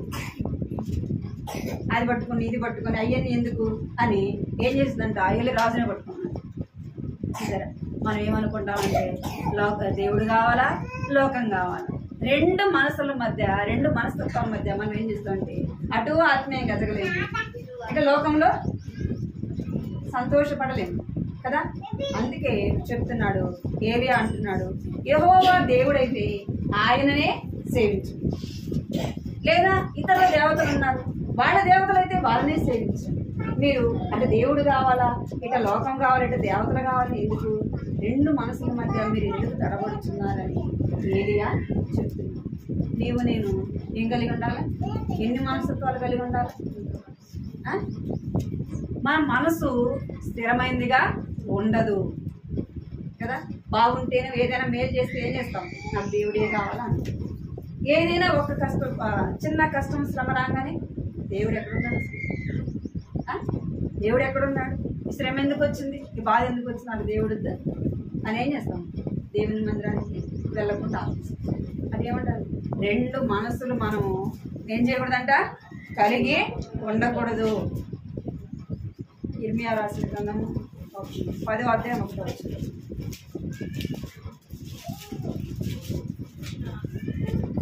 ఇశ్రాయేలు వంశస్థులారా, యెహోవా మిమ్మును గూర్చి సెలవిచ్చిన మాట వినుడి. యెహోవా సెలవిచ్చిన దేవనగా అన్ని జనముల ఆచారములను అభ్యసింపకుడి. ఆకాశమందు చిహ్నములకు జనములు భయపడును, అయితే మీరు వాటికి భయపడకుడి. చాలు ఏమంట, అన్ని జనుల ఆచారములను అభ్యసింపకుడి. ఏం చేయకూడదంట, అంటే ఆచారాలు మనం ఏం చేయకూడదు, మనం పాటించకూడదు. పాటించే దగ్గరికి కూడా మనం ఏం చేస్తాం, మందిరానికి వచ్చినప్పుడేమో మనం ఒకలాగా ఉంటాం, మందిరానికి వస్తేనేమో ఎట్లుంటాం, ఒకలాగా ఉంటాం. మనమే భక్తులు, మనకి మనమే లోకంలో పెళ్ళిళ్ళకి వెళ్ళాలా? ఏం చేస్తాం? అందరు ఎటు వెళ్తారో, ఏ విధానంలో వెళ్తారో, ఏ పద్ధతిలో వెళ్తారో అదే పద్ధతిలో మనం పోతాం. అర్థమేనా మీకు? మీరు అలాగే చేస్తున్నారేమో మీరే పరీక్షించుకోవాలి. నువ్వు దేవునింట్లో నువ్వు ఎలా కనబడుతున్నావో బయటికి వెళ్ళి నువ్వు అలాగే కనపడాలి. అర్థమైందా? నువ్వు పెళ్ళికి పో, ఫంక్షన్ పో, ఎంత పెద్ద ఫంక్షన్ అయినా, నిన్ను ఎంత పెద్ద అధికారులు నిన్ను పిలిచినా, నువ్వు ఎంత పెద్ద ఫంక్షన్కి పోయినా ఎలాగ పోవాలా? నువ్వు దేవునింటికి ఎట్లయితే పోతున్నావో అదే విధంగా పోవాలి. అర్థమైందా? ఏం చేస్తాను? దేవునింటికి పోతేనేమో ఏం చేస్తాం? బైబిల్ పట్టుకుంటాం, పద్ధతిగా కదా, మాదిరికరంగా పోతాం. లోకంలో పెళ్ళిళ్ళు పోతే ఏం చేస్తాం? పూలు పెట్టుకుంటాం, గజ్జలు వేసుకుంటాం. ఎలాగుంటున్నారు? నేను చెప్తున్నానని మీరు బాధపడతారు. దేవుడు నన్ను లెక్క అడుగుతాడు. మీకు చెప్పకపోతే నన్ను లెక్క అడుగుతాడు. నేను కూడా మీ మాదిరి అన్ని జనుల నుంచి వచ్చాను. మీ మాదిరిగా అన్ని జనుల నుంచి వచ్చాను. అన్నుల ఆచారం చేశాను, విగ్రహాలు పూజించాను, అన్నీ చేశాను. అర్థమైనా మీకు? నేను మీరైతే ఇప్పుడు ఎలాగైతే ఉంటున్నారో నేను కూడా అదే పద్ధతిలో జీవించాను, అన్నుల పద్ధతిలో జీవించాను, ఆచారాలు చేశాను, అన్నీ చేశాను. కానీ ఇప్పుడు దేవుడు నమ్మినాక అక్క నువ్వు సేవకురాలివి, నువ్వు చేయకపోయినా నిన్ను ఎవరు అడగరు. మమ్మల్ని అడుగుతారంటే నిన్ను కూడా ఎవరు అడగరు. అర్థమైందా మీకు? నిన్ను కూడా ఎవరు అడగరు. ఒక్కసారి అంటారు, ఒక్కసారి అడుగుతారు కదా. మనం ఫస్ట్ ఏదైనా కొత్తగా వెళ్తే ఏం చేస్తారు? ఎందుకు అవి వేసుకోలేదు, ఇవి వేసుకోలేదు, అవి పెట్టుకోలేదు, ఇవి పెట్టుకోలేదు, ఒకసారి అడుగుతారు. నువ్వు రెండోసారి పోయినానికి అడగరు. అర్థమైందా? ఒకసారి మనం వెళ్ళినప్పుడు అడుగుతారు, రెండోసారి మూడోసారి మనం చూస్తారు కదా, మనం గమనిస్తారు కాబట్టి మనం అడగరు. అర్థమైందా? ఎందుకంటే ఈ అమ్మాయి వేసుకోదు, అదేనా? ఈ అమ్మాయి ఒక పూలు ఇచ్చినారు అనుకోండి, ఫస్ట్ సారి నువ్వు పెట్టుకోకపోతే ఏం చేయరు, నీకు రెండోసారి ఇవ్వరు. నువ్వు ఫస్ట్ సారి పెట్టుకోమేనా అనుకో, రెండోసారి ఏం చేస్తారు? అన్నుల ఆచారం ఏం చేస్తారు? పూలు ఇస్తారు, ఖచ్చితంగా బొట్టు ఇస్తారు. బొట్టు నువ్వు పెట్టుకోలేదు కాబట్టి ఇస్తారు, కానీ మనం పెట్టుకోమంటే ఏం చేయరు. పూలు ఏం చేస్తారు? మొత్తైది కదా, పెట్టుకోమ్మా అని ఇస్తారు. నేను దేవుని బిడ్డను, నేను పెట్టుకొని అన్నా అనుకో, ఒకసారి రెండోసారి అర్థమైంది మీరు? రెండోసారి ఇవ్వరు. నువ్వు పెట్టుకొని పోయినావు అనుకో, రెండోసారి ఏం చేస్తారు? ఇస్తారు. మరి నువ్వు ఎట్లా మరి దేవునింటికి పెట్టుకోరావే? మరి దేవునింటికి వచ్చినప్పుడు పెట్టుకోనండి. అదండి, దేవునింటికి వచ్చినప్పుడు పెట్టుకోనండి. ఎందుకు పెట్టుకోరు? మేము దేవుని మందిరానికి పోతున్నాం పెట్టుకోరు. మీరు అనుకుంటున్నారేమో చేతులకు గోల్డ్ రంగులు వేస్తారు. చాలా తప్పు, చాలా తప్పు. మీరు అవి పెట్టుకున్న వల్ల నాకు నష్టం. అర్థమైంది? మీరు పెట్టుకోకపోవడం వల్ల కూడా నాకు దేవునికి ఏం కావాలో మహిమ కావాలి. దేవుడు లోకాన్ని సృష్టించిన సృష్టికర్త, ఆయన అందాన్ని, ఆయన సొగసును, ఆయన స్వరూపాన్ని నీకు ఇచ్చినప్పుడు ఈ లోకంలో సొగసు స్వరూపం ఎందుకు నీకు? ఏమన్నాడు? అందము మోసము, సౌందర్యము వ్యర్థము. యెహోవా యందు భయభక్తులు కలిగిన స్త్రీ ఏం చేస్తుందంట? కొనియాడబడుతుందంట. నీవు ఎన్ని కలిగి ఉన్నప్పుడు నీ హృదయం ఎలా ఉంటుందంటే ఎంతో సౌందర్యంగా ఉంటుంది. అర్థమైందా? అన్ని పెట్టుకుంటే రాదు. పూలు పెట్టుకుంటే, దండ వేసుకుంటే, గోల్ రంగులు వేసుకుంటే, గజ్జలు వేసుకుంటే, అవి వేసుకుంటే రాదు అన్నం. అర్థమైందా? రాదు. ఎట్లా వస్తుంది అన్నం? దేవుని యందు భయభక్తులు కలిగి ఉంటే ఏమొస్తుంది? దేవుడే నిన్ను అలంకరిస్తాడు. ఎస్తేరుని దేవుడు అలంకరించినాడు. అర్థమైంది? ఎస్తేరుని దేవుడు అలంకరించినాడు. అందుకే చెప్తున్నాడు, నువ్వు రెండు మనసులు కలిగి ఉండొద్దు. దేవునింటికి మనకి వచ్చినప్పుడు ఒకలాగా, లోకంలో ఉన్నప్పుడు ఒకలాగా మనం ఏం చేయకూడదంట? ఉండకూడదు. అర్థమైందా? మేము వయసులం కదా, యవనస్తులం కదా, పెట్టుకోమంటారు అంటే నేను 16 సంవత్సరాలు 17 సంవత్సరాలు అంటే దేవుని నేను బాప్తీసం తీసుకున్న అప్పటికి నేను అన్నీ పెట్టుకోను. బాప్తీసం తీసుకున్నప్పుడు నా కమ్మలు ఉండేటి, గాజులు ఉండేటి, గజ్జలు ఉండేటి, అన్నీ ఉండేవి. బాప్తీసం వాక్యానికి కూర్చుంటే దేవుడు నాతో మాట్లాడుతాడు. బాప్తీసం అనగా ఏంది? లోకానికి చచ్చిపోయాను, యేసు ప్రభులో జీవించబడ్డాను. యేసు ప్రభులో నాకు ఏమిచ్చాడు? యేసు ప్రభు జీవం ఇచ్చాడు. నేను ఇప్పటి నుంచి లోకానికి చచ్చిపోయాను, యేసు ప్రభులో బ్రతికి ఉన్నాను. తీసుకున్నారు కదా మీరు అందరూ బాప్తీసం? తీసుకున్నారా? అందరు తీసుకున్నారా బాప్తీసం? అంటే ఎక్కడ చచ్చిపోరా? లోకానికి చచ్చిపోలే, అందుకే పాపం లోకానికి పీకుతూ ఉంటాయి కథ జೊತೆ పీకుతూ ఉంటాయి. ఏం కాదు, ఒక పోయాడు పెట్టుకుంటే ఏం అందరూ వస్తారు కదా, వాళ్ళు ఏమైనా అనుకుంటారేమో, నన్ను చిన్న చూపు చూస్తారని. అంటే అందరికంటే కూడా దేవుడు నిన్ను ఘనంగా ఉంచుతాడు. అర్థమైందా? నువ్వు దేవుని కొరకు ఉండాలంటే దేవుడు వారందరి మధ్య కూడా నిన్నే అందంగా ఉంచుతాడు. నిన్నే ఆయన యొక్క సౌందర్యాన్ని నీకు ఇచ్చి దేవుడు ఏం చేస్తాడు, అలంకరింపజేస్తాడు. ఎస్తేరు మతకాయ దగ్గరికి వచ్చినప్పుడు, రాజు దగ్గరికి వచ్చినప్పుడు అందరూ వచ్చినారు. యవన కన్యకలు అందరూ కూడా తమ విధంగా వారు అలంకరించుకొని రాజు దగ్గరికి వచ్చారు. రాజు దగ్గరికి వచ్చి వాళ్ళందరూ అందంగా కనపడలేదు. రాజు దృష్టిలో వారందరూ ఎలా కనపడలేదు, అందంగా కనపడలే. ఎస్తేరు అయితే దాని ఇష్టంగా ఏది కూడా అలంకరించుకోవాలి. ఆమెను చూడగానే రాజుకి ఏం కలిగిందంట, దయ కలిగిందంట. అంటే వారందరికంటే కూడా ఎవరు అందంగా కనపడ్డారు, ఎస్తేరు కనపడ్డారు. నీవు నేను అందంగా కనపడాలంటే మనం ఎవరిని ధరించుకోవాలా, యేసు ప్రభుని ధరించుకోవాలి. యేసు ప్రభుని ధరించుకోవాలంటే మన మనసు ఎవరి మీద ఉండాలా, యేసు ప్రభు మీద ఉండాలి. సగం లోకం మీద మనసు బిగి, సగం దేవుని మీద మనసు బిగితే ఎట్లా ఉంటుంది? తద్వారా నీకు సంతోషం ఉండనే ఉండదు. ఎలా ఉండాలంటే రెండు మనసులు మనము కలిగి ఉండకూడదు. కీర్తన 119, 113. కీర్తన 119, 113 వచ్చింది. విమనస్కులను నేను దేశిస్తున్నాను, నీ ధర్మశాస్త్రము నాకు ప్రీతికరం. ఎవరిని ద్వేషిస్తున్నాడంట? 119, 113. ఈ మనసులను ఏం చేస్తున్నాడంట? దేవుడు ద్వేషిస్తున్నాడంట. మనం రెండు మనసుల మధ్య ఉంటే దేవుడు ఏం చేస్తాడంట? నిన్ను నన్ను ద్వేషిస్తాడు. మరి దేవుడు ద్వేషిస్తే మనం ఇన్ని రోజులు దేవుని కొరకు బ్రతికి దేవుని దగ్గరికి వెళ్ళాక దేవుని రాజ్యంలోకి పోకపోతే ఏ ప్రయోజనం? దేవుని కొరకు ఈ లోకంలో అందరిని వదులుకొని, అన్ని పద్ధతులన్నీ వదులుకొని కదా, మన ఆశలన్నీ చంపుకొని కదా లోకంలో బ్రతికామనుకోండి, దేవుడి దగ్గరికి వెళ్ళకపోతే ప్రయోజనం ఏముంది? సంతోషం ఉంటుందా? దేవుడు ఏమన్నాడు? దిమస్ప్రభు ఏం చేస్తాడంట? రెండు మనసులు కలిగిన వారిని యేసుప్రభు ఏం చేస్తాడంట? ద్వేషిస్తాడు. నాకు వద్దు అన్నాడు. అందుకే 10 మంది కన్యకలు పోయినప్పుడు ఏమన్నాడు? 5 మందిని లోపలికి వెళ్ళిపోయినారు. 5 మంది మీరెవరో నాకు తెలియదు అన్నాడు కదా, మీరెవరో నాకు తెలియదు అన్నాడు. ఎందుకు? వారు కూడా మందిరానికి వచ్చారు కదా, వారు కూడా వేసుకొని తెలుసుకోదా వాళ్ళకి. మరి ప్రార్థన చేస్తుంటారు, బైబిల్ చదివింటారు, కానీ వారి మనసు ఎలాగలేదు, ఒక్కదాని మీద లేదు. అర్థమైంది? అందుకే ప్రకటన గ్రంథంలో అంటాడు, నువ్వు చల్లగానైనా ఉండు, వెచ్చగా అయినా ఉండు, నూనె వెచ్చగా ఉండద్దంట. చల్లగైనా ఉండు, లేదా వెచ్చగా అయినా ఉండు, నూనె వెచ్చగా ఉండద్దు. అలాంటి వారిని నా నోట్లో నుంచి ఉండి వేస్తాను. ఏమంటాడు? ఉండి వేస్తాను.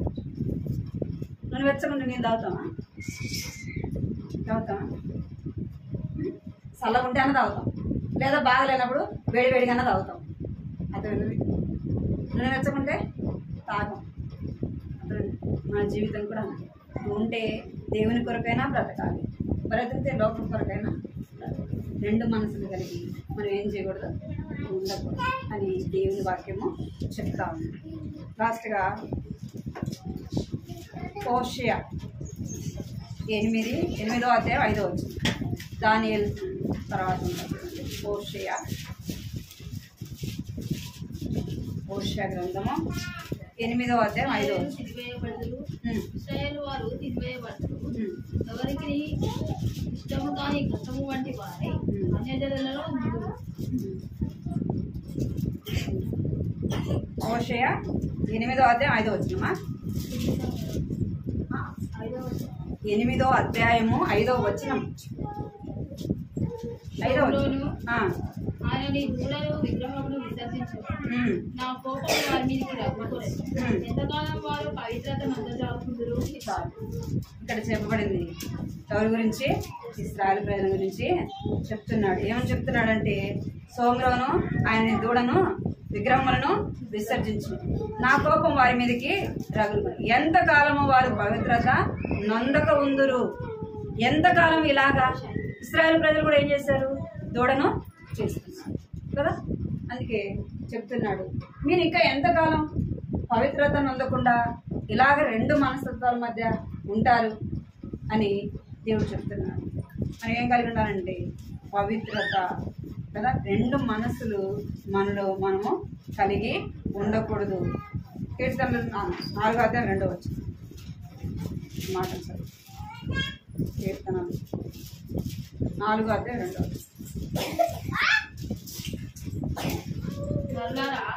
ఎంతకాలం నా గౌరవమును అవమానంగా మార్చెదరు, ఎంతకాలం వ్యర్థమైన దాన్ని ప్రేమించెదరు, ఎంతకాలం అబద్ధమైన వాడిని వెతుకదరు. చాలు అంట.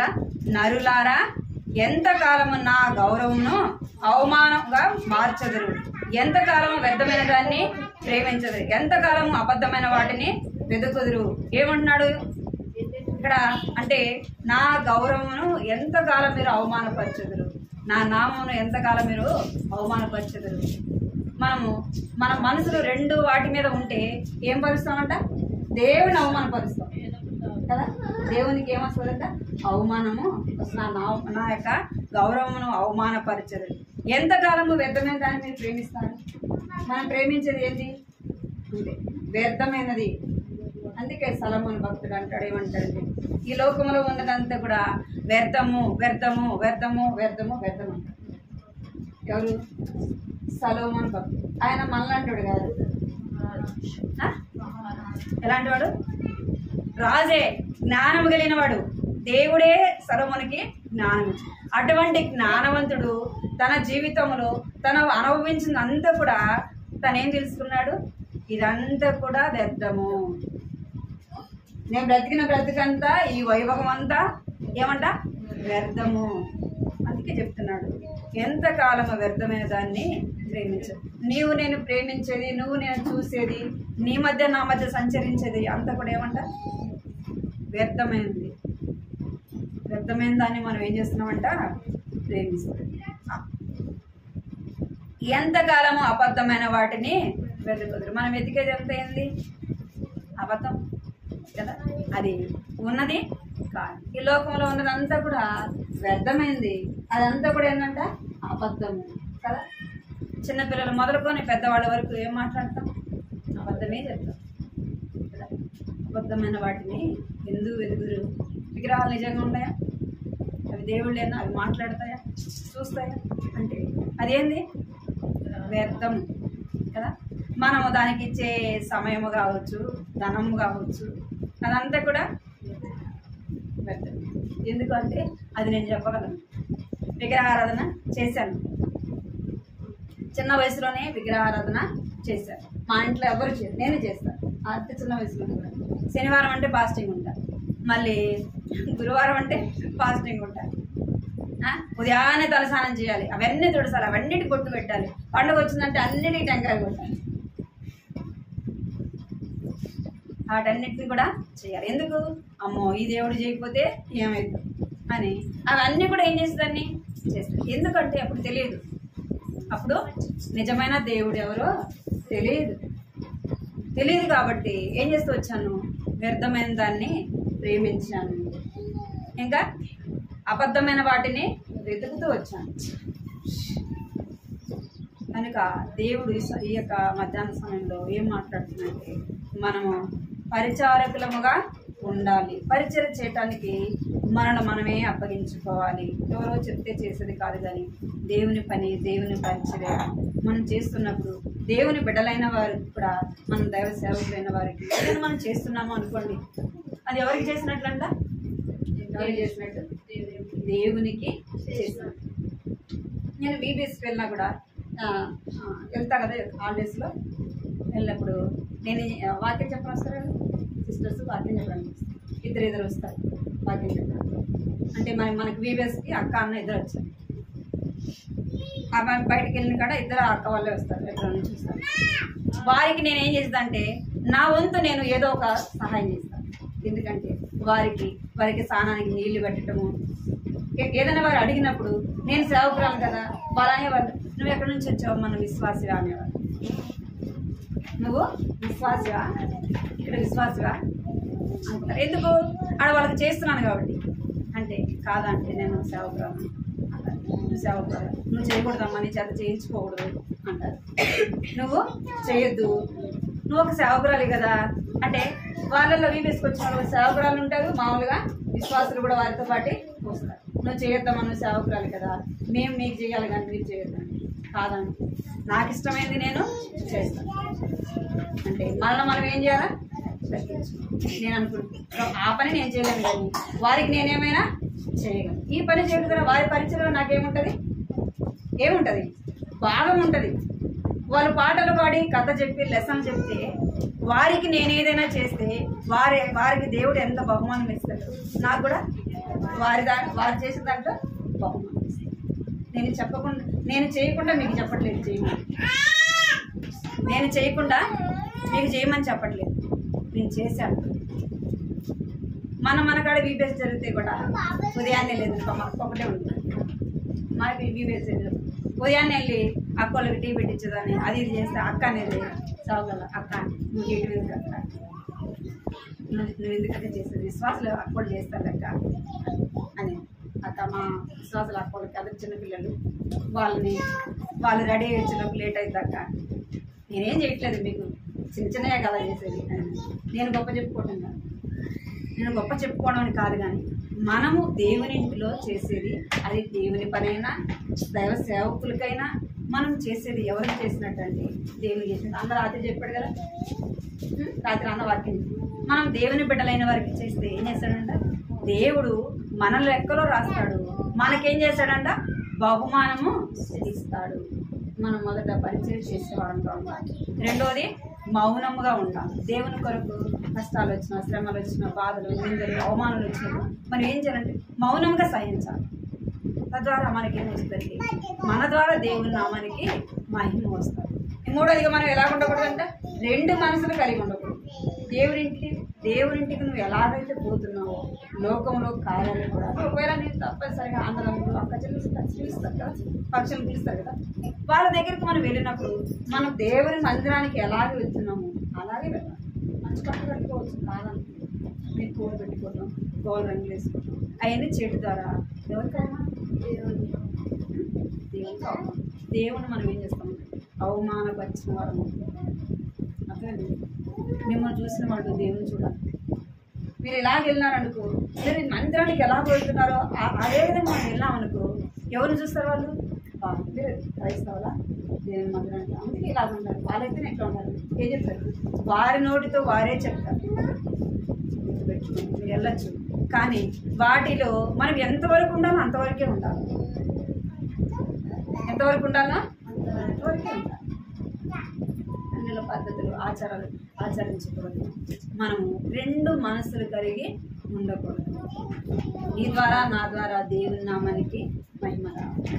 అలాగే దేవుడు ఎందుకంటే స్త్రీలమైన మనమే అన్నుల ఆచారాలు పద్ధతులలో చిక్కుకుండేది ఎవరు? మనమే. ఎవరు చిక్కుకుండేది? మనమే చిక్కుకుంటాం. ఎందుకంటే వాళ్ళు ఏది చేస్తే మనల్ని కూడా అది చేయమంటారు. ఒకళ్ళు అనుకోండి ఏమని అంటారా, వాళ్ళు ఎడవ ఉంటారు, ఏదో ఆ సమయానికి మనం వాళ్ళ మధ్య ఉంటాం కాబట్టి మనం ఏం చేయండి, వాళ్ళు కలిసిపోకూడదు. అలాగే దేవుడు మనలో ఉండినట్టు సిద్ధపరచడానికి ప్రార్థన చేస్తాం. మనం విన్న వాక్యానుసారంగా మనం ప్రార్థన చేస్తాం. మోకరించండి,